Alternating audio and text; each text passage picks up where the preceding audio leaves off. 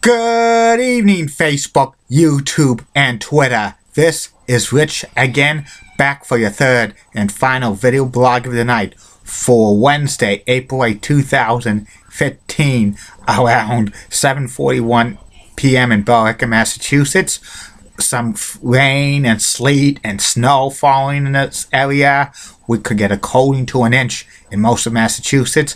If you go to the Worcester Hills, Monadnock region, and up north could be more. But next week, heat wave, 60s and 70s. Not too much news to report right now. So, going on to the third and final video blog of the night. This video blog is the personality profile. Tonight's personality profile is a continuation of Minnesota's greatest sports athletes of all time. I've reached one of the best Minnesota Twins players of all time, the late great Harmon Killerbrew. Harmon Killerbrew was nicknamed the Killer and Hammering Harmon. He was a Baseball Hall of Famer, one of the best home run hitters of all time. He played first base, third base, and outfield. Harmon was born and grew up in Bayette, Idaho, and he worked on a farm as a kid. He built up muscles and strength to hit baseballs. He played football and baseball in high school. He was such a great football player in high school as a quarterback that he was offered an athletic scholarship to the University of Oklahoma, but Harmon declined that because he wanted to make it as a Major League Baseball player. Then he played, semi-pro baseball after high school, and then he was a scout from the Washington Senators, spotted Harmon, and he signed him to a contract, which was very big, and he signed with them in 1954, and he was called a bonus baby. That means back then, if he was signed as a bonus baby, he got big-time money, and he could not be sent down to the minors for at least 2 years. For the first 4 years of his career, Harmon Killebrew he was sat on the bench most of the time. He played 2 years with the Senators sparsely, then he went up and down the minor leagues. But he did not become a regular for the Senators into 1959 when he had a monster year, which was first of 6 AL home run crowns he won. In 1961, the Washington Senators moved to Minnesota and became the Minnesota Twins, and then he spent all of his career with the Senators Twins organization except 1 year in 1975 when he finished up with the Kansas City Royals. He was an 11-time All-Star. 15 times he hit 20 or more home runs in a season. 8 times he drove in 100 RBIs. 6 times he was an American League home run champion. 3 times he was an AL RBI champion. And Harmon did not bat at least 300 during a full season in the major leagues, and to be qualified for he didn't really hit for average because he struck out a lot. He was like a power hitter and stuff. And Harmon won the 1969 AL MVP because that was the year he hit 49 home runs. He also hit 49 home runs one other year in the early 60s. He was an awesome home run hitter, and he hit for power and drove in a lot of runs, but his batting average wasn't the best. And he blocked a lot and struck out a lot and grounded in a lot, so he wasn't a very good hitter.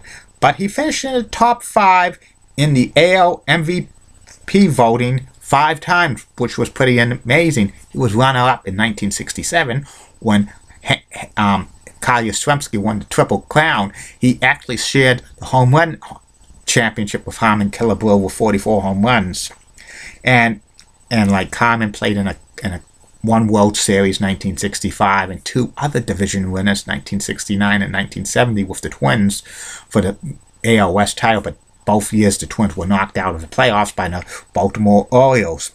And Harmon was fading as a superstar for the Twins.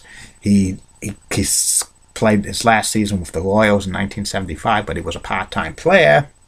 And then he finished his career. His career was 256 batting average, which was kind of, a little above that, a little, low. 573 home runs, 1,584 RBIs, 2,086 hits, 1,555 walks, and 1,699 strikeouts. He's the all-time home run king in Minnesota Twins history and RBIs. And his number 3 was retired by the Minnesota Twins. He first appeared on the Baseball Hall of Fame ballot in 1981, but it took him a couple of years to get voted in. Even though he was a 500 home run hitter, a lot of sports writers at first did not put like Common Killerbrew on, didn't vote for him because he had a very low batting average. But eventually, he got momentum, and in 1984, on the 4th year of the ballot, Harmon Killerbrew was voted into the Baseball Hall of Fame. His number 3 was retired by the Minnesota Twins. He became kind of an ambassador to the Twins later on in his lifetime. And in 2011, Harmon Killerbrew passed away at the age of esophagus cancer. Sad and stuff like that. But Harmon Killerbrew was like one of the greatest power hitters in Twins history. And when he retired, he was second all-time most home runs by an American League player. But eventually that was surpassed by a few other players. And that's about it on Harmon Killerbrew. That's about it on these video blogs of the night. Facebook, YouTube, and Twitter. 3 more coming tomorrow.